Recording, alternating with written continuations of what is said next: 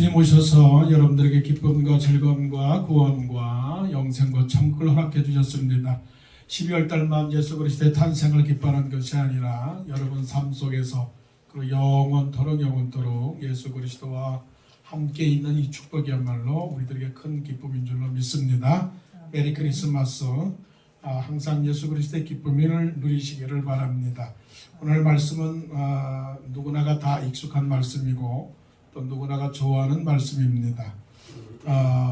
안디옥 교회와 바나바, 또 바나바와 안디옥 교회.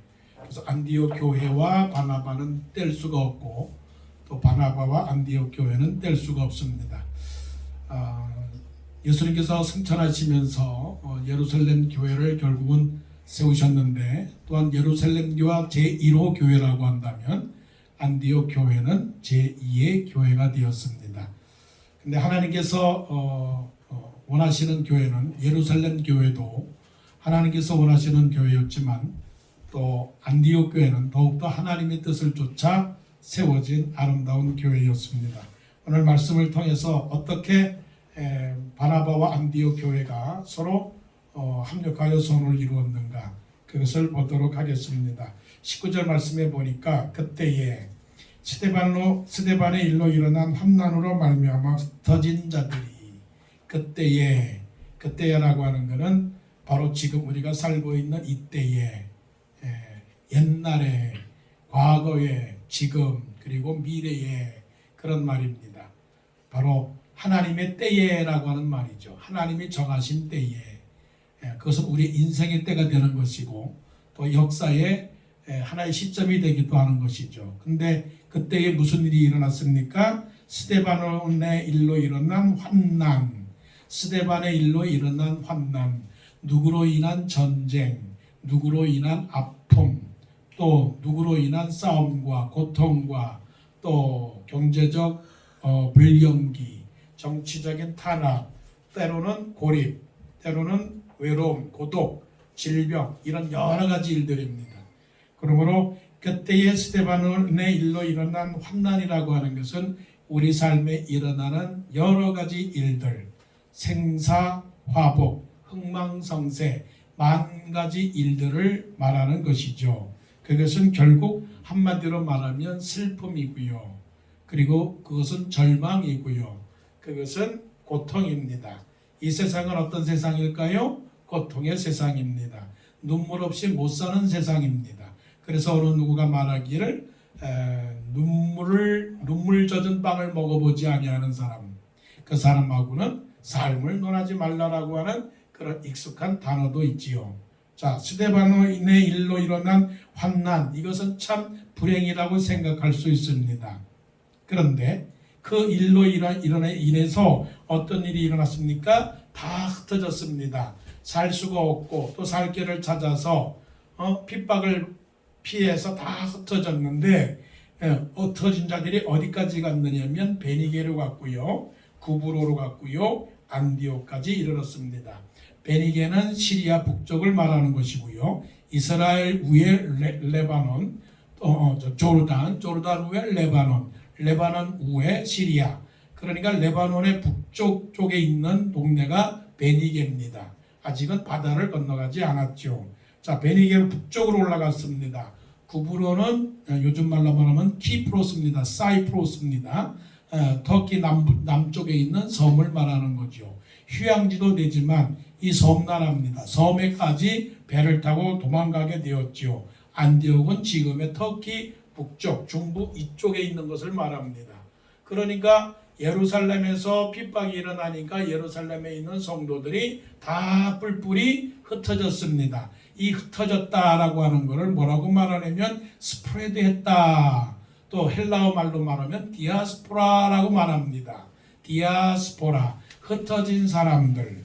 하나님은 사람들이 모여있는 것보다도 또 흩어지는 것을 좋아해요.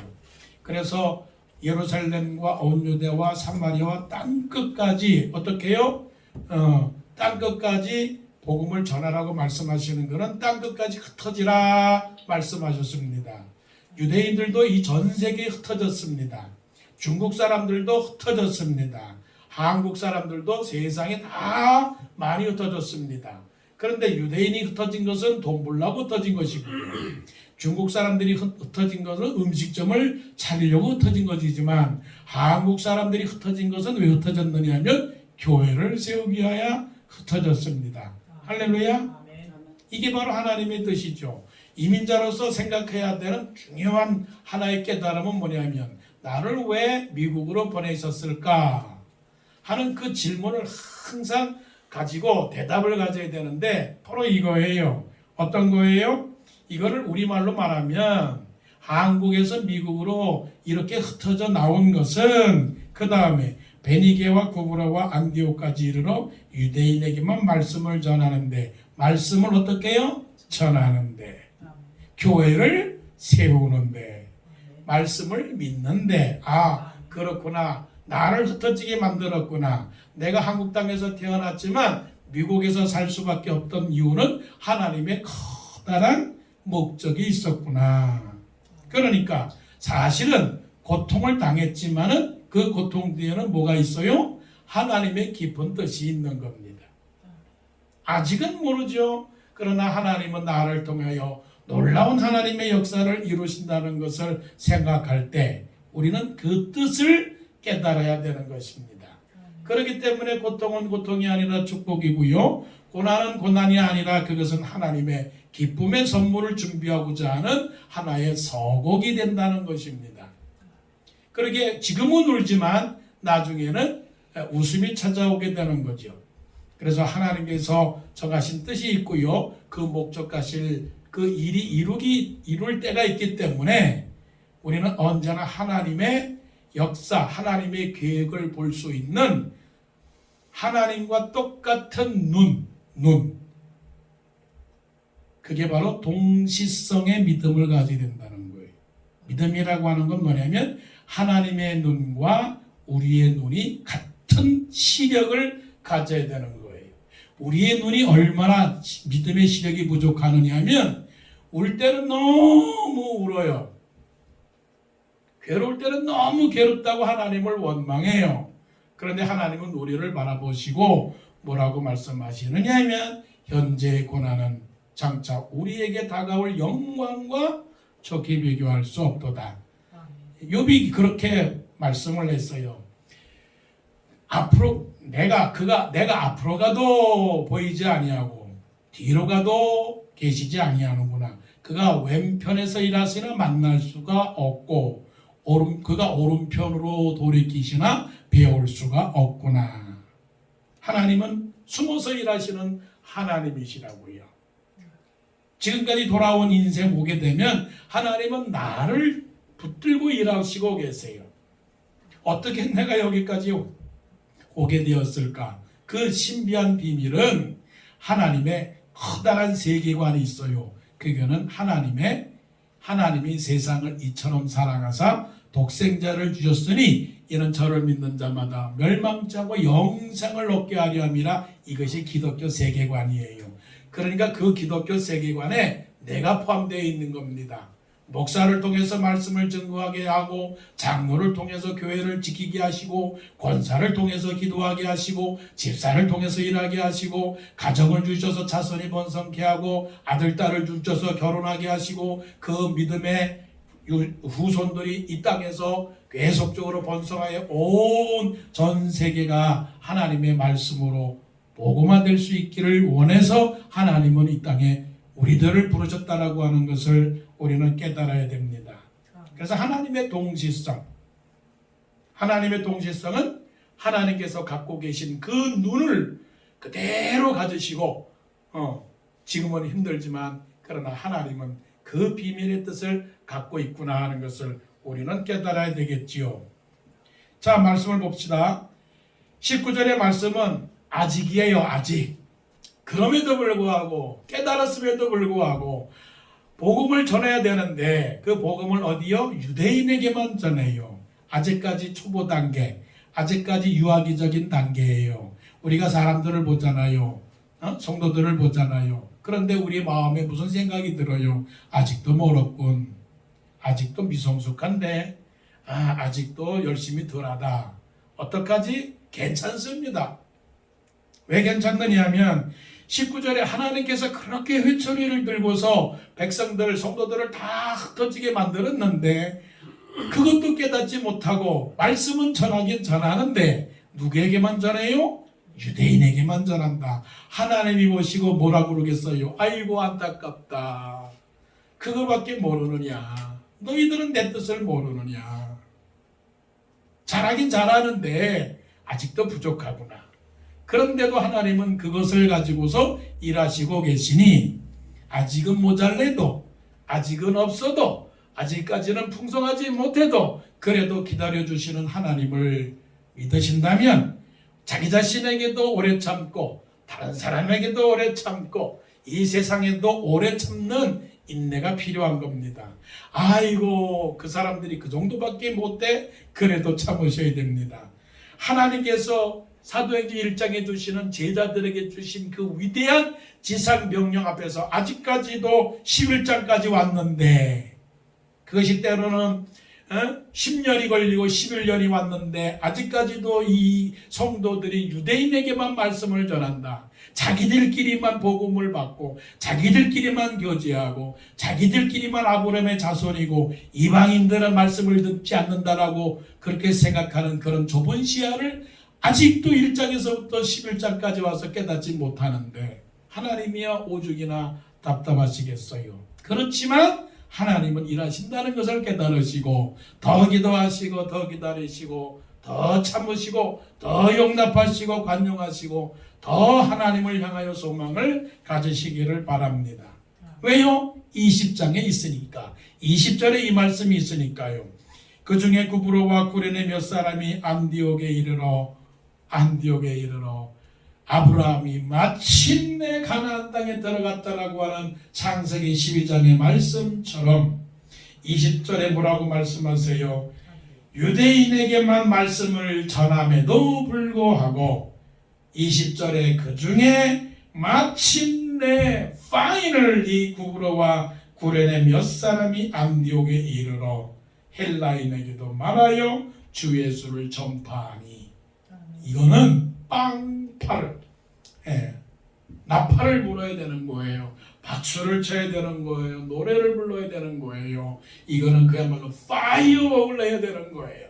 마침내 드디어 성도들이 하나님께서 원하시는 뜻을 이루었구나.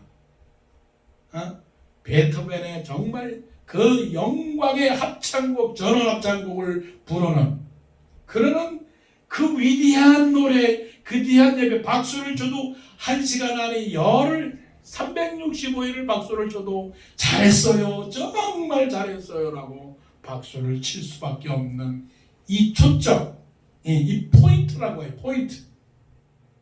그 포인트가 뭡니까? 사도행전의 핵심이에요. 교회의 핵심이에요. 신앙의 핵심이에요. 믿음의 핵심. 그게 뭐냐? 예루살렘과 온 유대와 사마리아와 땅끝까지 헬라인에게도 말하여 주 예수를 전파하니. 전도하는 교회, 선교하는 교회, 베푸는 교회, 섬기는 교회, 사랑하는 교회, 용서하는 교회. 이 교회가 바로 하나님께서 원하시는 하나님의 가장 아름다운 교회. 이 교회가 어떤 교회가 된 거예요? 안디옥 교회가 된 거예요. 넘어가기도 너무 복잡. 헬라인에게도 말하여 주 예수를 전파하니 21절에 주의 손이 그들과 함께 하심에 수많은 사람들이 믿고 주께 돌아오더라. 스텝 바이 스텝 유대인에게만 말씀을 전하는 A의 단계, 그 중에 헬라인에게도 말하여 주 예수를 전파하는 B의 단계, 21절에 드디어 C의 단계, 번성함과 부흥함과 풍요로움과 복음화와 세계 전도화와. 그래서 예수 그리스도 안에서 헬라인이나 유대인이나 자유자나 종이나 다 그리스도 안에서 하나가 되었다라고 하는 이 놀라운 하나님의 교회의 모델을 보여주는 것이죠. 자, 이거를 한 묶음으로 본다면 하나님의 동시성의 결과인데, 자, 이제는 예루살렘 교회가 어떻게 태도가 변화되었는가를 보게 되는 거죠. 자, 안디옥 교회가 이렇게 움직였어요. 꿈틀댔습니다. 안디옥 교회가 어떻게 꿈틀댄 거예요? 헬라인에게도 복음을 전했다는 소식을 듣고 예루살렘 교회가 정신이 바짝 드는 거예요. 예루살렘 교회가 어떤 교회입니까?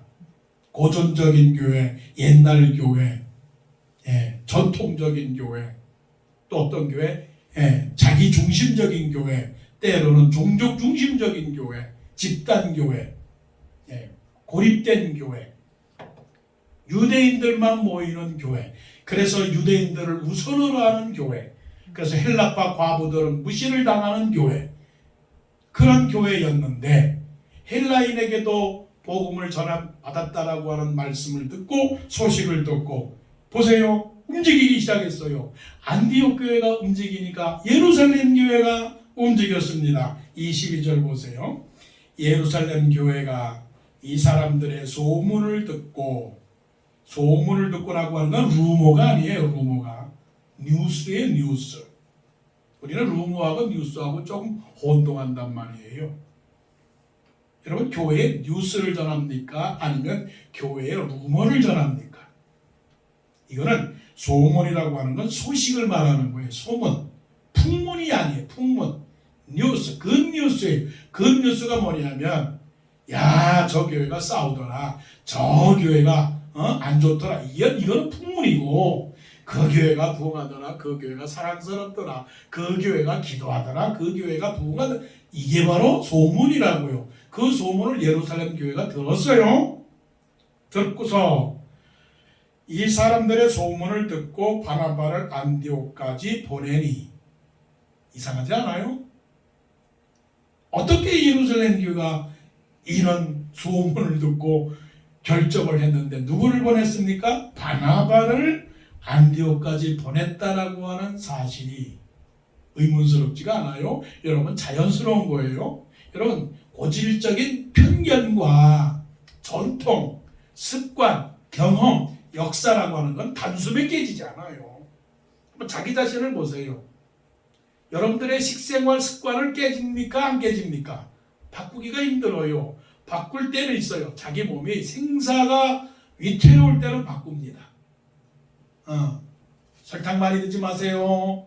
고기 많이 넣지 마세요. 그럴 때는 바꾸게 됩니다. 절박할 때는 바꾸지만 자기의 고집과 편견과 아집과 경험과 지식과 윤리관과 세계관, 정치관, 이념, 이게 굉장히 어려운 거예요. 그런데 예루살렘 교회가 이 사람들의 소문을 듣고 바나바를 안디옥까지 보내니, 자, 19절, 20절, 21절에서 안디옥 교회가 박수를 받아야 되겠지만 예루살렘 교회가 바나바를 안디옥까지 보내는 이 사건은 예루살렘 교회가 역시 먼저 세워진 예루살렘 교회로서, 장자 교회로서, 어머니 교회로서, 최초의 교회로서 박수받을 만한 일이다. 그래서 우리는 안디옥 교회도 박수를 쳐야 되고 예루살렘 교회도 이때에 이제에 와서는 박수를 칠 만하다. 그래서 하나님은 모든 교회를 통하여 영광을 받으시는 거예요. 왜? 헬라인에게도 말씀을 들었다라고 하는 소식을 듣고 보냈다라고 하는 건 뭐예요? 우리도 동참한다. 우리도 지원한다. 우리도 도와주겠다. 우리도 배우겠다. 우리도 협력하겠다라고 하는 뭐예요? 터닝 포인트가 됐다는 거예요. 터닝 포인트. 그만한 뭐예요? 여력이 있고 그만한 힘이 생겼다는 거죠. 그게 뭐예요? 동력이에요. 동력. 무슨 동력? 위대한 결정을 할 수 있는 동력이에요. 동력. 우리 삶에 동력이 필요해요. 결정의 순간들, 결심의 순간들이 필요해요. 지금까지 지내왔던 모든 과정 속에서 나를 포기하고 하나님께서 원하시는 것들을 반드시 깨닫고 그쪽 방향으로 집중하겠다라고 하는 결정의 순간, 세상 말로 말하면 게임 체인저가 필요하다는 거예요. 다른 사람이 게임 체인저가 필요한 게 아니라 내가 게임 체인저가 필요해요. 잘하고 있는 줄도 알아요. 열심히 살고 있는 줄 알아요. 그러나 예루살렘 교회도 마찬가지예요. 예루살렘 교회도 본인들은 잘하고 있다고 생각했지만 하나님의 점수에 들지 못했거든요. 그런데 예루살렘 교회가 이러한 하나님의 결정을 할 수 있는 동력. 그래서 우리는 날마다 결정을 하셔야 됩니다. 그 결정은 뭐냐면 하나님의 뜻을 깨닫는 결정이에요.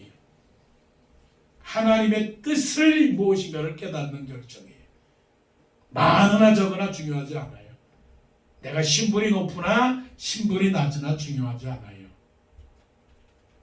보이지는 않아요. 기록되지는 않아요. 그렇지만 여러분들이 충분히 22절 말씀 속에서 어떻게 이런 결정을 내릴 수가 있을까 하는 것들을 성령을 통해서 깨달을 수가 있어요. 누가 결정했을까요? 베드로 혼자? 안드레 혼자? 예루살렘 교회에 누가? 그들은 기도했을 것이고요. 그들은 말씀을 봤을 것이고요. 그들은 대화를 했을 것이고요. 그들은 의논을 했을 것이에요. 때로는 반대가 있을 수도 있었어요. 저는 싫습니다. 저는 헬라인들이 하나님의 말씀을 듣는 자체는 나는 싫습니다. 저는 반대합니다.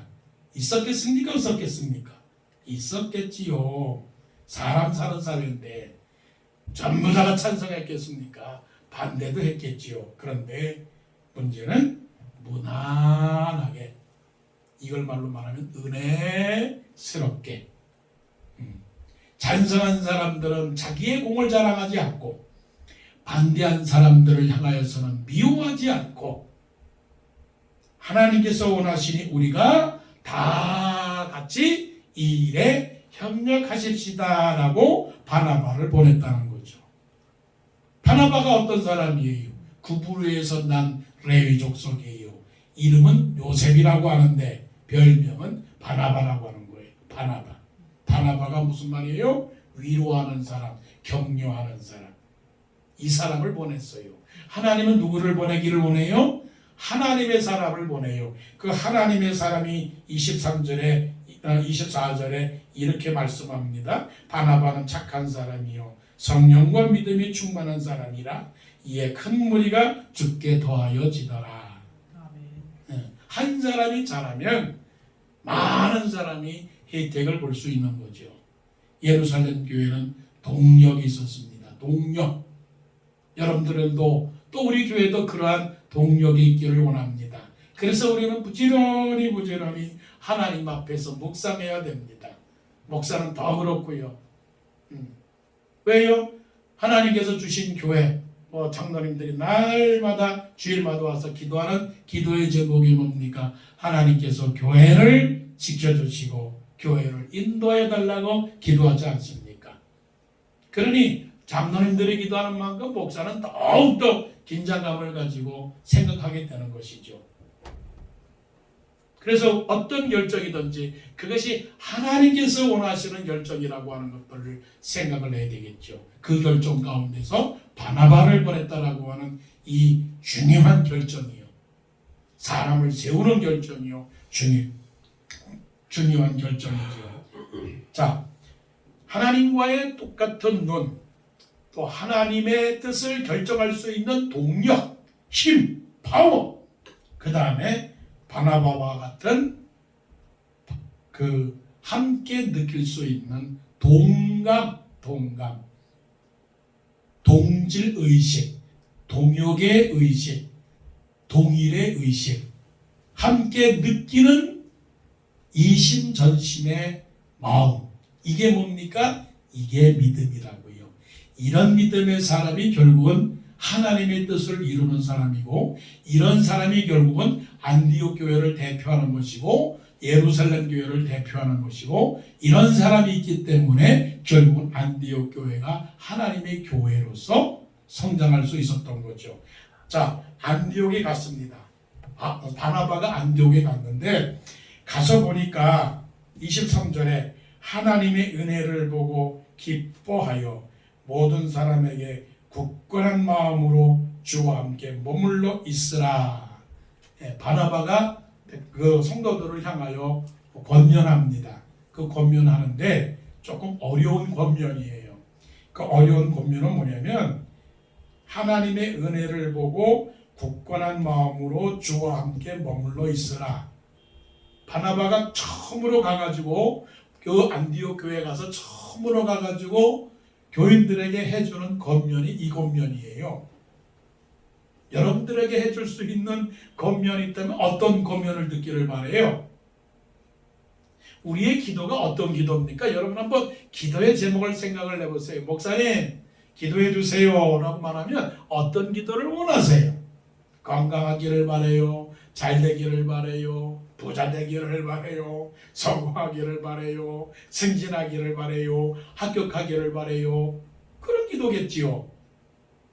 바나바가 예루살렘 교회를 대표해서 성도들에게 권면하는 권면은 주와 함께 머물러 있으라. 주님을 떠나지 말라. 주님을 떠나지 말라. 영어 성경으로 보게 되니까 이 말씀이에요. 영어 성경으로 보니까 23절에 보니까 encouraged them all to remain true라고 했어요. to remain true. 진실하라. 누구에게? 그대로 예수 그리스도께 진실하게 remain하라라고 해요. remain하라. 그대로 남아 있어라. 남아 있어라. 그 자리에 그대로 서 있어라. 흔들리지 마라. 흔들리지 마라. 성도들이 들어야 될 믿음의 메시지는 뭐냐면 믿음이라고 하는 것은 큰 거 작은 거가 아니고 믿음은 지키는 거예요. 지키는 거. 버리지 않는 거예요. 떠나지 않는 거예요. 요동하지 않는 거예요. 흔들리지 않는 거예요. 쉽게 말하면 stay calm. 그거는 베드로를 통해서 우리가 알 수 있잖아요. 갈릴리 바다를 예수님과 함께 배를 타고 건너가는데 풍랑이 일었습니다. 바람이 부릅니다. 그러니까 배가 흔들려서 빠져갈 것을 두려워합니다. 그러니까 제자들이 예수님 저 밑에 계시는 예수님을 깨웁니다. 그리고 뭐라고 말합니까? 주여 우리가 죽게 되었습니다. 죽게 되었습니다. 우리가 죽게 된 것을 돌아보지 아니하시나이까. 근데 예수님께서 뭐라고 말씀하십니까? 내가 여기 있다. 내가 너희들과 함께 있다. 무서워하지 마라. 두려워하지 마라. 그렇게 말씀하지 않습니까? 신앙이 가장 좋은 신앙은 그대로 자기의 자리를 지키는 사람이에요. 자, 바나바가 안디옥 교회를 향하여 주는 말씀은 그대로 거기 있어랍니다. 그대로 거기 있어라. 흔들리지 말고 그대로 있어라. 삶의 형편에 관계가 없이 그 사람의 신분과 관계가 없이 그대로 있어라. 자, 이제 24절 보니까 25절 보니까 이런 사람이 무슨 일을 하느냐면 필요 없는 일을 해요. 필요 없는 행동을 하고 있어요. 무슨 필요 없는 행동을 하느냐면 바나바가 사울을 찾으러 다소에 가서 만남에 안디옥에 데리고 와서 둘이 교회에 1년간 모여 있어. 나 같으면 그렇게 안 합니다. 왜냐하면 바나바는 지금 안디옥에서 넘버원이에요. 넘버원. 세상의 원리가 뭔지 아세요? 세상의 원리는 넘버원입니다. 마귀의 원리는 뭔지 아세요? 마귀의 원리는 넘버원이에요. 누구를 제치고요? 하나님을 제치고 자기 자신이 1등이 되는 거예요.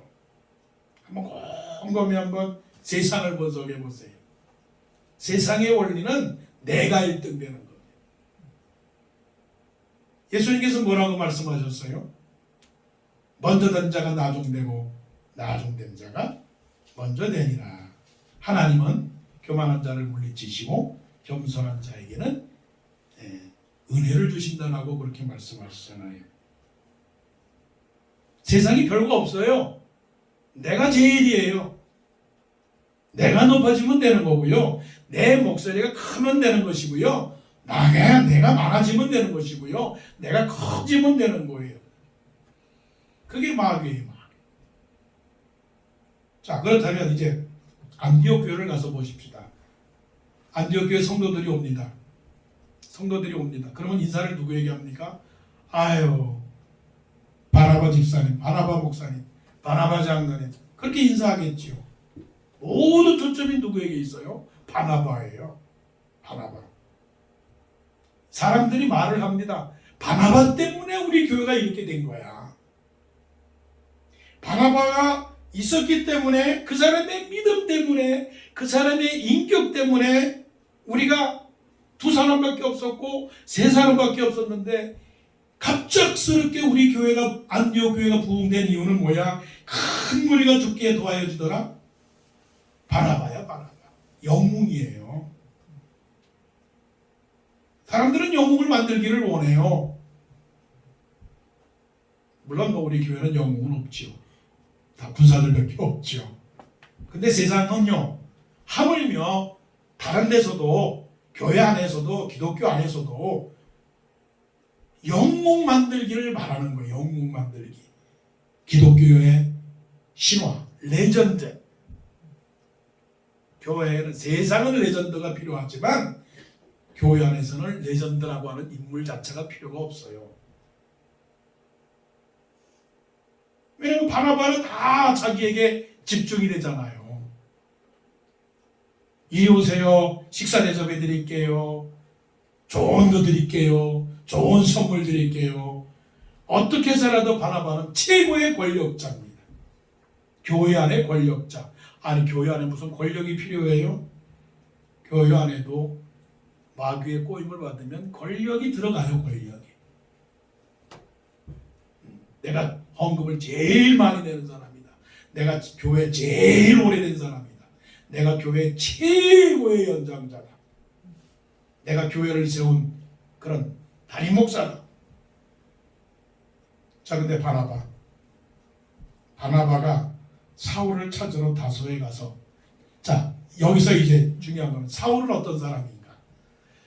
사울은 배척받는 사람, 인정받지 못하는 사람, 쓸모없는 사람, 도피한 사람, 숨어 지내는 사람, 전혀 환영받지 못한 사람. 그래서 바울은 자기 고향에 가서 몰래 지금 숨어 있는 겁니다. 왜냐하면은 가이사랴로 그 다메섹에 가서 복음을 전하면서 예루살렘에서 복음을 전하는데 사람들이 싫어하니까, 그리고 가이사랴에서 다소로 믿음의 사람들이 바울을 동역하는 사람들이 바울을 다소로 보냈다고요. 그런 상태에서 지금 사울은 누구에게도 관심을 받지 못하는 인물인데, 결국은 바나바가 그 사울을 찾으러 가서 데리고 와서 1년간 함께 안디옥 성도들에게 말씀을 가르치면서 그런 일을 했습니다. 이게 쉬운 것 같아요? 어려운 것 같아요? 쉬운 일은 아닙니다. 그런데 그 결과가 어떻게 되었느냐? 제자들이 안디옥에서 비로소 그리스도인이라 일컬음을 받게 되었더라. 아주 놀라운 일이에요. 사람도 많았지만 사람들이 안디옥 교회를 향하여 말하는 건 뭐냐면, 저 사람들이 정말 진정한 트루 크리스찬이다라고 인정을 받았다는 거예요. 결과론적으로 보면 바나바가 이렇게까지 끌어갈 수 없었는데, 바나바와 사울이 함께 말씀을 가르치니까 이런 결과를 얻게 되었다는 거죠. 아프리카에 그런 속담이 있지 않습니까? 빨리 가려면 혼자서 뛰어라. 빨리 가려면 혼자서 뛰어라. 그러나 멀리 가려면 같이 뛰어라. 멀리 가려면 같이 뛰어라. 바나바라고 하는 사람을 생각을 해볼 때는 우리 우에예요. 그건 뭐냐? 동감이라고 하는 단어를 우리는 바나바를 통해서 찾을 수가 있는 거예요. 동감. 무슨 동감? 외로운 동감. 말하고 싶은 동감. 일하고 싶은 동감. 먹고 싶은 동감. 자고 싶은 동감. 어디 가고 싶은 동감. 갖고 싶은 동감. 있고 싶은 동감. 이게 누굽니까? 바나바예요. 바나바. 그게 어떤 사람이에요? 성령과 믿음이 충만한 사람. 이게 바로 누구의 마음? 예수님의 마음이죠. 예수님의 마음은 우리와 같아지는 마음. 중점이에요. 예수님은 누구와 같은 마음? 나 같은 마음. 나 같은 마음. 누구와 같은 마음? 죄를 지은 죄인의 마음을 예수님은 아셨기 때문에 하나님과 동등됨을 취할 것으로 여기지 아니하고 사람들과 같이 되었고 사람과 같이 자기를 낮추시고 죽기까지 복종하셨으니 십자가에 죽으심이라 말씀하신 거예요. 예수 믿으면요, 최소한 다른 사람이 어떻게 느끼고 있는지는 알아야 되는 거죠. 저 사람이 어떻게 살아가고 있는가는 알아야죠. 저 사람이 뭘 느끼고 있는지는 알아야죠. 사실 따지고 보면 사울은 바나바에게 평생 은인이라고 생각을 해요. 은인. 여러분, 평생 남을 도와준 바나바 같은 사람이 있나요? 평생 자기를 도와준 은인을 가진 사울 같은 사람이 있나요? 그런 사람들이 있을 때 결국은 어떻게 돼요? 하나님께서 원하시는 성도가 되고 하나님께서 원하시는 교회가 되는 거죠. 이게 바나바예요. 이게 안디옥 교회예요. 하나님과 함께하는 똑같은 눈, 고통 중에서도 축복을 바라보는 눈, 믿음의 동시성, 어려운 가운데서라도 올바른 선택을 할 수 있는 그 파워, 위대한 결정을 할 수 있는 용기, 그 힘, 그게 바로 믿음의 동력이에요. 나도 중요하고 나도 할 수 있지만 그것을 충분히 다른 사람에게도 함께 일할 수 있는 그 동감, 이게 바로 소통이죠. 이 소통이라는 게 얼마나 어려운 거냐면 내가 아프지 않아도 아픈 것을 느끼는 마음. 예수님이 죄인입니까? 예수님이 못할 거 있습니까? 예수님은 왕이시고 예수님은 능력이시고 예수님은 창조자인데 뭐 우리와 같이 낮아질 필요가 없는데 구태여 이 세상에 오셔서 낮아진 그 이유는 무엇일까? 그것은 우리를 구원하시기 위한 자비롭고도 사랑스러운 마음인 것을 깨닫고 우리도 그런 믿음으로 살아가는 우리가 되기를 원합니다. 아멘. 기도드리겠습니다.